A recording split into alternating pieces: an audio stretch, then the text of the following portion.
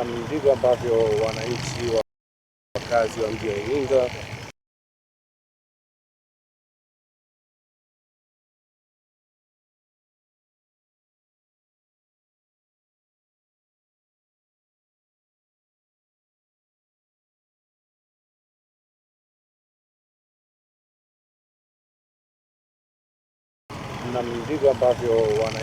wakazi wa mji wa Iringa walivyoshiriki mazishi haya ya mama wa Abbas Upete, lakini napata nafasi ya kuzungumza na Sheikh Shams kwa kiasi gani anakumbuka marehemu na kwa kiasi gani kwa msiba huu ulivyowagusa wakazi wa mji wa Iringa. Karibu sana Sheikh. Asante sana, nashukuru sana ndugu yangu mwandishi, na poleni wote kwa msiba wa mama yetu. Kusema kweli, mama Abbas ni mama yetu, kwa sababu mimi na Abbas ni kama ndugu. Tumekuwa pamoja, tunafanya kazi pamoja, tumeshiriki mambo mengi sana pamoja, na nilikuwa namfahamu mama kwa karibu kupitia kwake Abbas, lakini tunasema qadarallahu wa ma shaa faal, inna lillahi wa inna ilaihi rajiun. Alichokitaka Mwenyezi Mungu amekifanya, na sote tunarudi kwa Mwenyezi Mungu Subhanahu wa Ta'ala.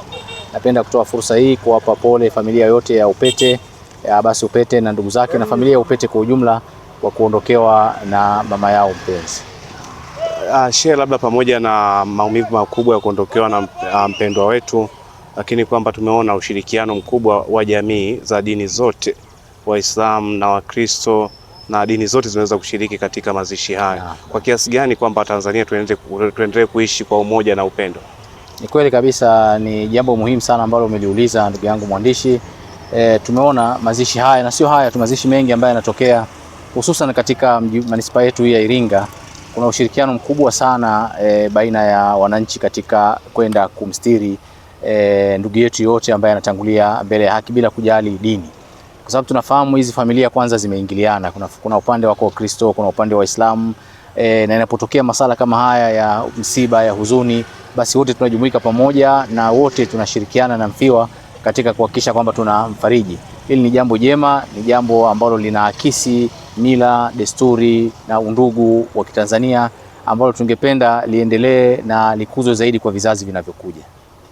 Maeneo ya mazishi kwamba ni maeneo ambayo watu wamekuwa wakigeuza kupiga porojo mbalimbali, watu wamekuwa wakigeuza kufanya siasa, na watu wakati mwingine wamekuwa wakifanya masengenyo katika maeneo ya misiba. Nini rai yako? Kusema kweli, dini tukufu ya Kiislamu inatuambia, mtume wetu anatuhimiza tutembelee makaburi, kwa sababu makaburi yanatukumbusha na siku ya mwisho. Lakini vile vile kuna maneno yamerekodiwa na wanachuoni wetu wa Kiislamu yakizungumzia kwamba inatosha kaburi na mazishi kuwa ni mawaidha.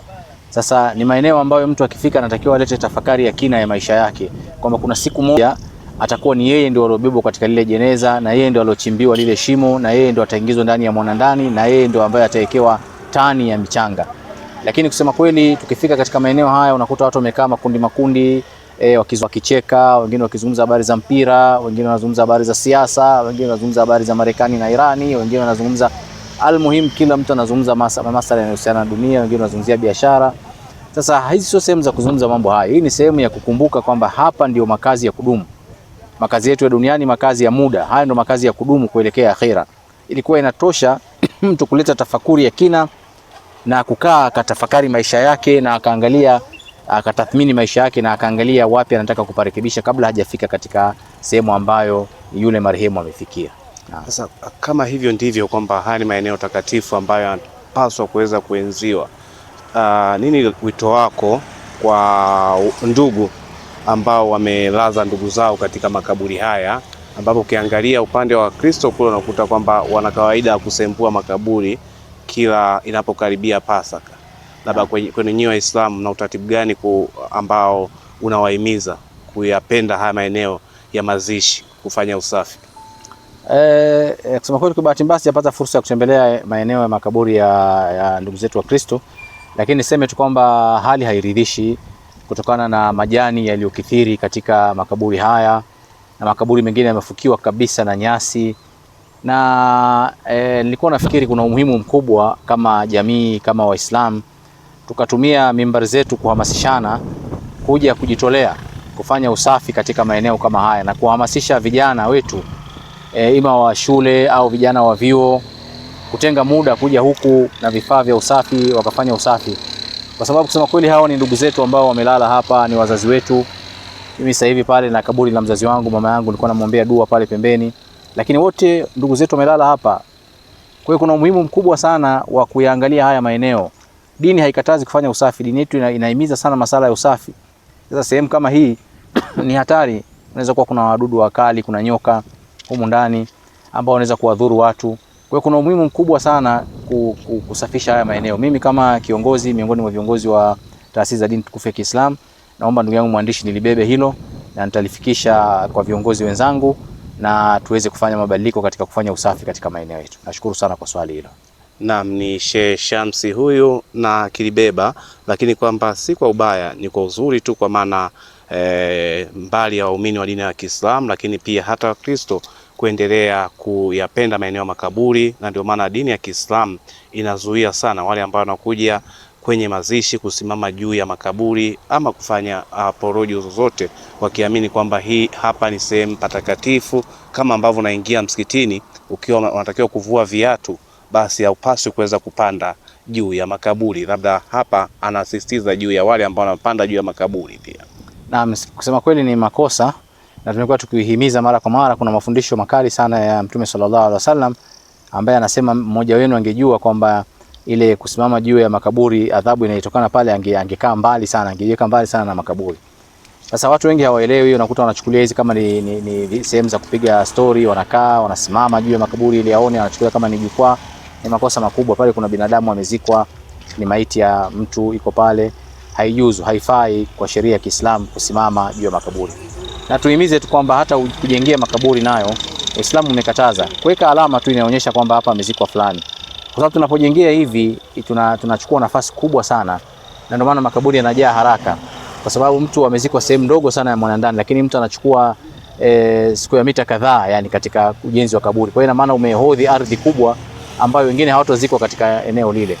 Sasa kuna umuhimu mkubwa wa kuweka tu alama ya kuonyesha kwamba fulani amezikwa hapa, ujue kwamba maiti yako amezikwa hapa, lakini ukaacha sehemu nyingine ikatumika kwa watu wengine. Kwa sababu kila siku watu wanatangulia mbele ya haki na ardhi zinapungua. Itafika sehemu tutakosa sehemu za kuzikana.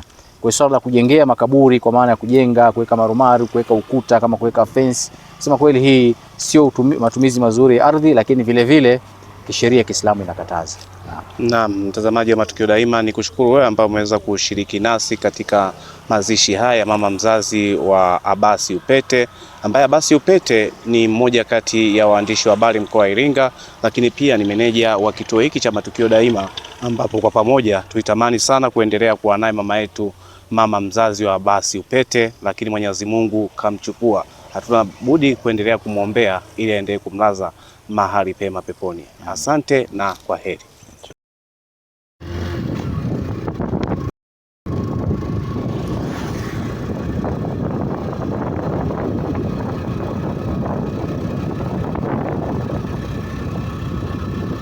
Mtukazi Enterprises, sisi ni vijana wa kazi kweli kweli, na tupo tayari kufanya kazi. Tupe kazi, tuoneshe kazi kwa kiwango cha juu. Sikia, Mtukazi Enterprises tupo Mshindo mjini Iringa. Kazi yetu kubwa ni kukufungia mahema au maturubai katika shughuli mbalimbali kama vile misiba, harusi, mahafali ama mikutano. Pia Mtukazi tunakodisha mashine ya kisasa kwa ajili ya kuzikia. Kuhusu usafiri, ondoa shaka, tupigie simu namba 0715 369309 au 0754369309. Kumbuka, gharama zetu ni ndogo kuliko. Mtukazi Enterprises, kazi kiwango, utu mbele. Karibu Iringa, karibu LM Lodge. Hapa ndipo penyewe. Vyumba vyetu ni kiwango cha gharama nafuu zaidi. LM Lodge hapa ni free wifi, kifungua kinywa zaidi ya nyumbani, maji ya moto wakati wote, parking ya uhakika na ulinzi kama jeshini. LM Lodge tunapatikana Kichangani, Iringa mjini. Tupigie simu namba 0745820310 ama 0678886657. LM Lodge, hapa ni comfort zone. Nilipofika Iringa mjini nilikuwa mchovu wa safari ndefu, lakini moyo wangu ulijawa na furaha mara tu nilipokanyaga Igumbilo. Mji ulikuwa tulivu, wenye hewa safi na watu wenye tabasamu. Nilipouliza sehemu nzuri ya chakula, Kila mtu alinielekeza sehemu moja tu, Hope Fast Food Hotel Igumbilo, Iringa. Nilipoingia, nilipokelewa kwa heshima na huduma ya haraka. Harufu ya chakula ilinifanya nisahau uchovu wote wa safari. Niliponja wali na kuku. Ladha yake ilinifanya nitabasamu bila kujua. Ni simulizi nzuri, nimeipenda. Nitaweka kwenye folder la kumbukumbu zangu ili ukumbuke kuwa simulizi hii inaendelea kuishi. Hope Fast Food Hotel Igumbilo, Iringa inathamini safari yako, na thamani yako ni pamoja na chakula kizuri kwa gharama nafuu. Hope Fast Food Hotel Igumbilo, Iringa. Tupo Iringa mjini. Kwako wewe msafiri, wapo Iringa, karibu tukuhudumie. Tupigie simu namba 0762 173293. Hope Fast Food Igumbilo, Iringa. Furaha yako inasindikizwa na chakula kitamu. Karibu Iringa, karibu LM Lodge. Hapa ndipo penyewe. Vyumba vyetu ni kiwango cha gharama nafuu zaidi. LM Lodge, hapa ni free wifi, kifungua kinywa